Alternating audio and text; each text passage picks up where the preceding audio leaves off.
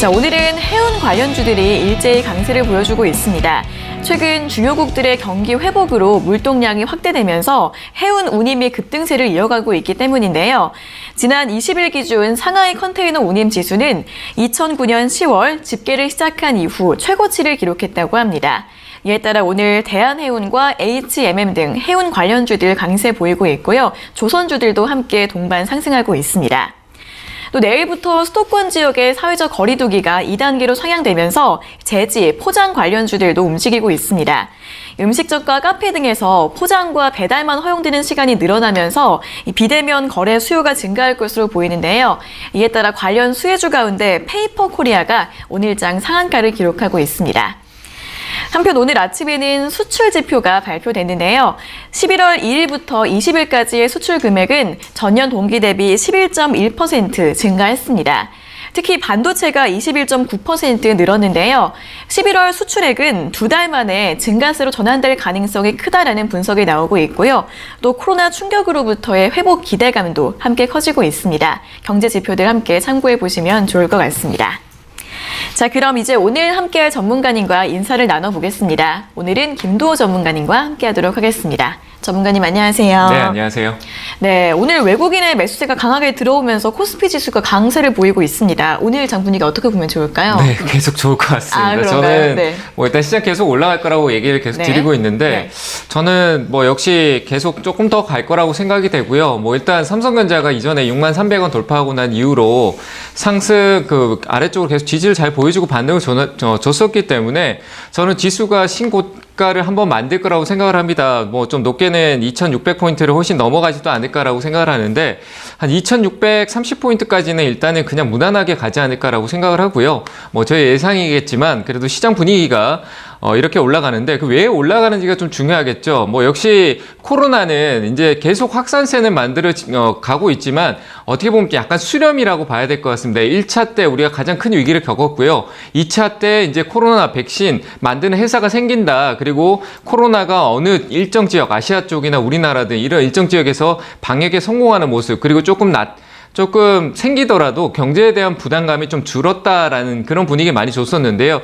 또 3차로 이어졌던 지금 이 상황에서 확산은 이루어지고 있지만 결과론적으로 또 백신이나 치료제가 나오고 있는 게 또 좋은 이슈라고 판단이 되고요. 그러니까 말 그대로 조금 수렴하고 있는 상황이죠. 이 수렴의 상황에서 시장은 코로나가 끝났을 때 지금 이 상태에도 오늘 우리가 수출 발표도 했지만 수출이 잘 되고 있다. 근데 또 원화 가격이 또 환율에 대한 부분들에 또 영향을 받아서 수출에 대한 부분들이 이익을 좀 적을 것이다 이렇게 생각할 수도 있다라고 생각하지만 통계로 봤었을 때 우리나라 환율이 지금 이 1,100원대 아래, 1,110원대, 1,150원 이 아래, 1,140원 아래로 특히 떨어졌을 때 이 가격대는 통상적으로 우리나라 지수가 굉장히 좋을 때였습니다. 시장 분위기도 좋고요.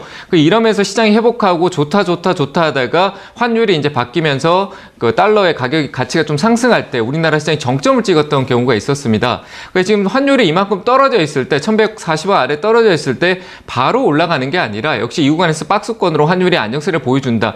그러면서 외국인 수급이 우리나라 시장에서 말 그대로 환차익에 대한 부분들의 매력이 느껴지고 우리나라 기업도 수출 잘 되고 그리고 기업 이익이 좋아지고 이런 관점에서 가장 정점에 와 있는 시장에서 외국인들이 떠날 이유가 없다라는 거죠.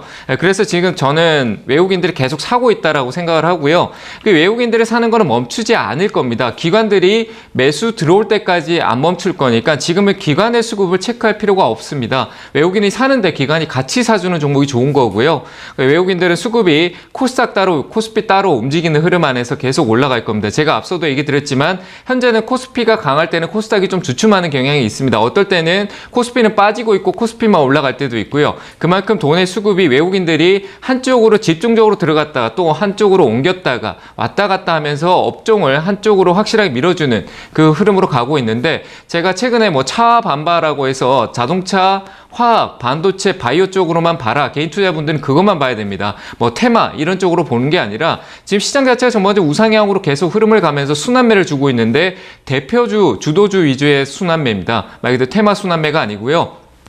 반도체와 자동차, 화학, 그리고 바이오 쪽 전체적으로 골고루 올라가면서 우량 기업들로 가는 거고요. 바이오 쪽은 임상하고 있는 연구개발 업체는 보시지 않았으면 좋겠습니다. 말 그대로 실적이 뚜렷한 위탁 생산 쪽의 기업들 실적이 잘 나오고 있고 코로나 백신 치료제 만들려면 생산열을 가지고 있는 공장이 있어야 됩니다. 그게 바로 위탁 생산 기업들이 수혜를 보는 관점이고요.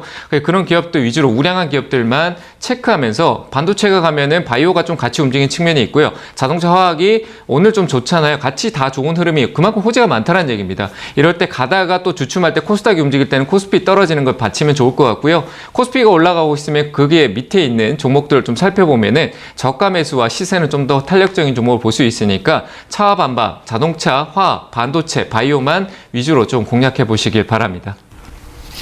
네, 시장이 계속해서 상승세를 이어갈 것이다라고 전망을 하고 계십니다. 현재 환율이 크게 하락한 상태에서 안정적으로 움직이고 또 수출 지표가 개선된 점 등을 고려했을 때 이 외국인의 매수세가 계속 이어질 것으로 보인다는 부분 짚어주셨고요.